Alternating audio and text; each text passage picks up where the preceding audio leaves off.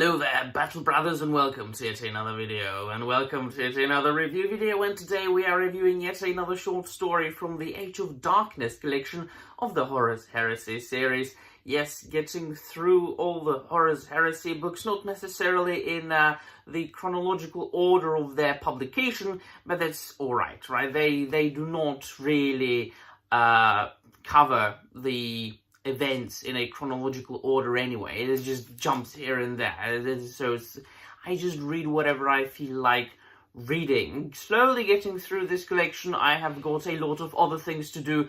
Among other things, I've got some other writing assignments that or writing projects that I'm working on.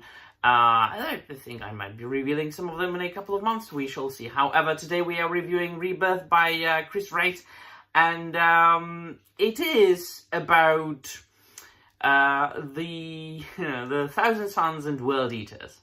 Now, the story is set just after Prospero burns. Not right after, but sometime after the brutal demise of Prospero, or of course after Magnus not listening to the Emperor for about the 1000th time, but it wasn't really his fault, really. He wanted to warn the Emperor that, Horus was about to do that horrible and terrible deed.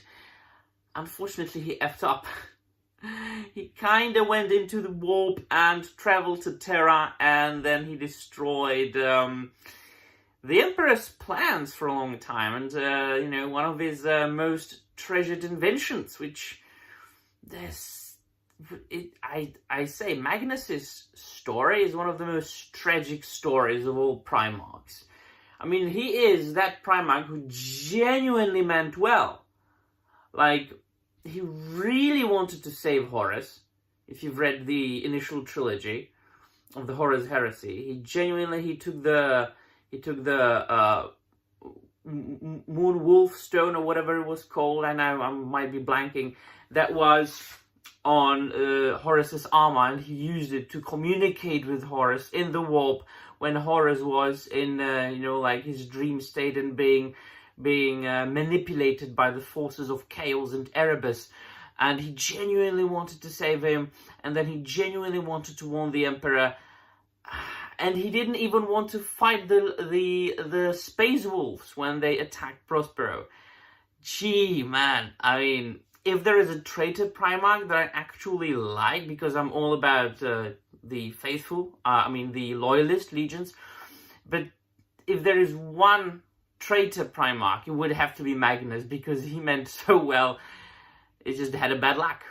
So, or the forces of Chaos were so intricate and so clever in their schemes and plots that they were able to navigate Magnus this way into his very unfortunate fate. However, we are dealing with a group of Thousand Suns who had been sent away by Magnus right before Prospero.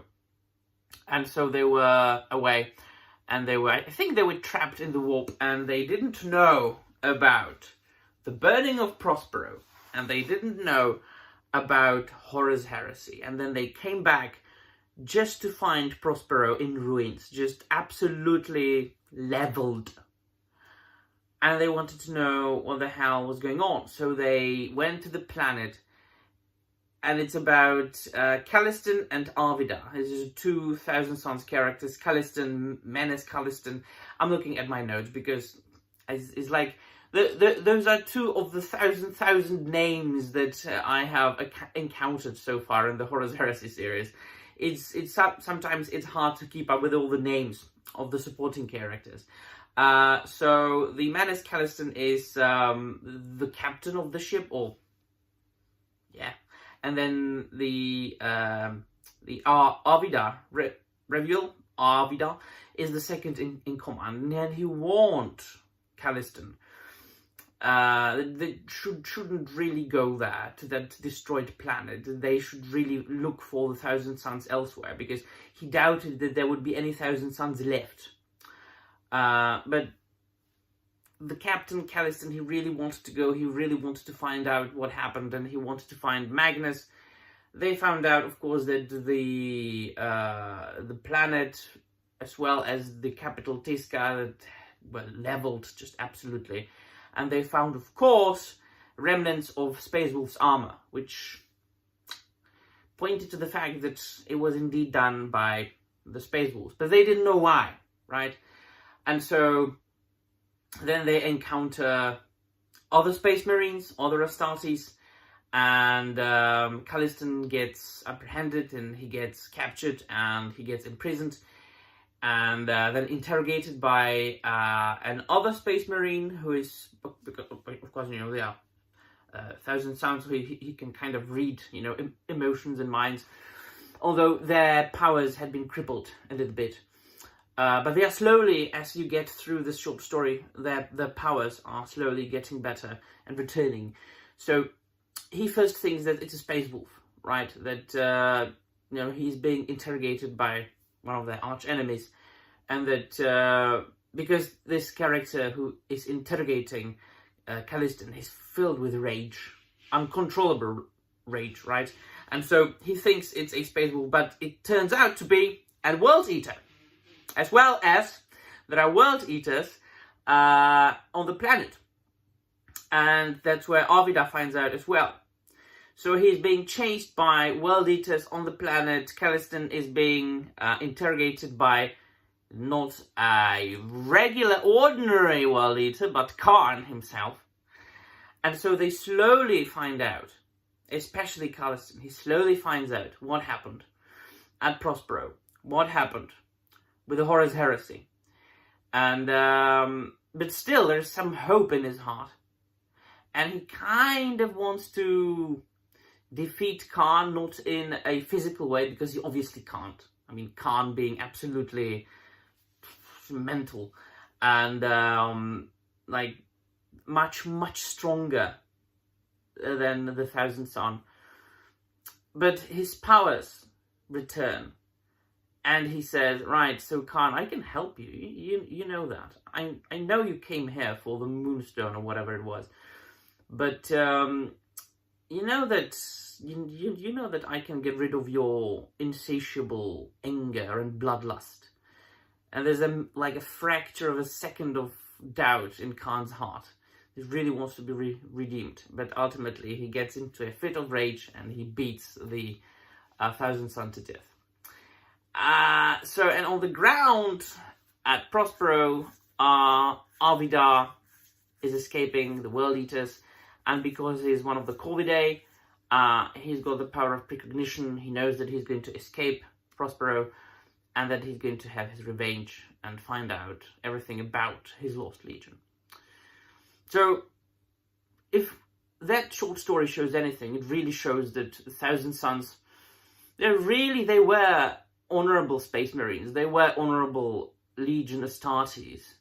I mean, there are Legions Astartes that you knew from the get-go that they were destined to become traitors, like the World Eaters, those psychotic maniacs.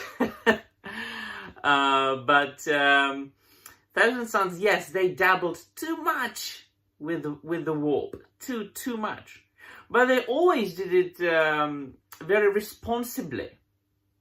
It was only after Magnus just really wanted to know more and more and more, after he really disobeyed the Emperor, because he could have disobeyed the Emperor without the Emperor really knowing. The most tragic moment was when he decided to actually travel to Terra in the warp against the Emperor's will. That's where it all went bad.